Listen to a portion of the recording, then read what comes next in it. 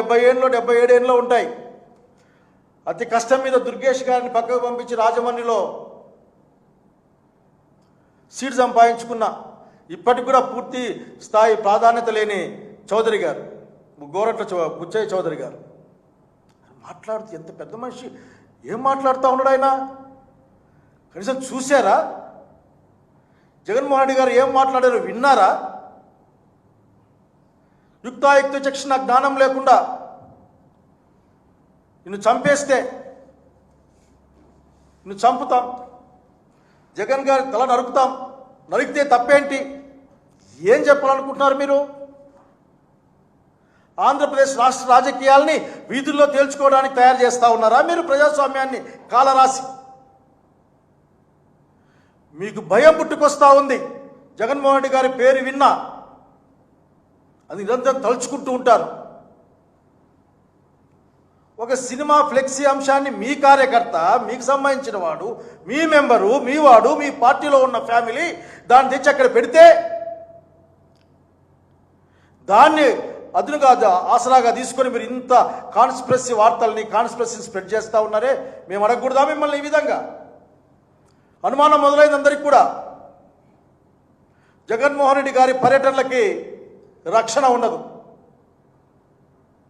Z+ category రక్షణ ఉండదు, ఎక్కడేసి రక్షణ ఉండదు. మిర్చాడుకు పోతే వదిలేస్తారు, తెనాలికి పోతే వదిలేస్తారు, పొదిలికి పోతే వదిలేస్తారు. ప్రతిపక్షాన్ని, జగన్మోహన్ రెడ్డి గారిని భూస్థాపితం చేస్తాయని ముఖ్యమంత్రి గారు తన స్థాయిని తగ్గించుకునో, మర్చిపోయో, లేక కేవలం రాజకీయ నాయకుడిగానో, లేక తెలుగుదేశం పార్టీ అధినేతగానే భావించి ఆలోచించి ప్రతిపక్ష నాయకుడిని భూస్థాపితం చేస్తాను, నేను భూస్థాపితం చేసే మార్గంలో ఉన్నాయని చెప్పిన దానికి ఈ కుట్రలో భాగం కాదా? కాదంటే మీరు ఏం సమాధానం చెప్తారు?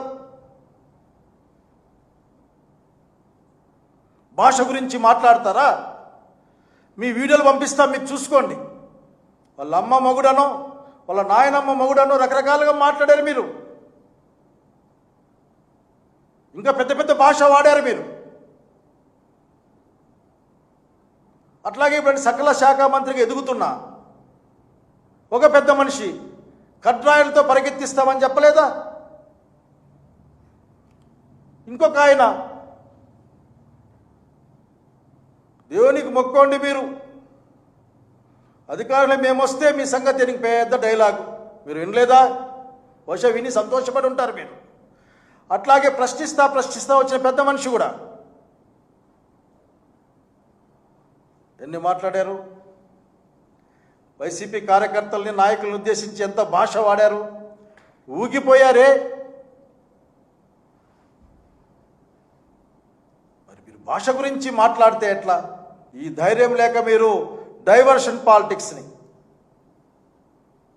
నాకు భయం వేస్తుంది ఆఖరికి జగన్మోహన్ రెడ్డి గారి పట్ల ఏదైనా కుట్ర జరుగుతూ ఉందేమో అని. ఎందుకంటే జగన్మోహన్ రెడ్డి గారు లేకుంటే మిమ్మల్ని ప్రశ్నించే వాళ్ళు ఎవరు లేరు, మిమ్మల్ని నిలబెట్టే వాళ్ళు ఎవరు లేరు.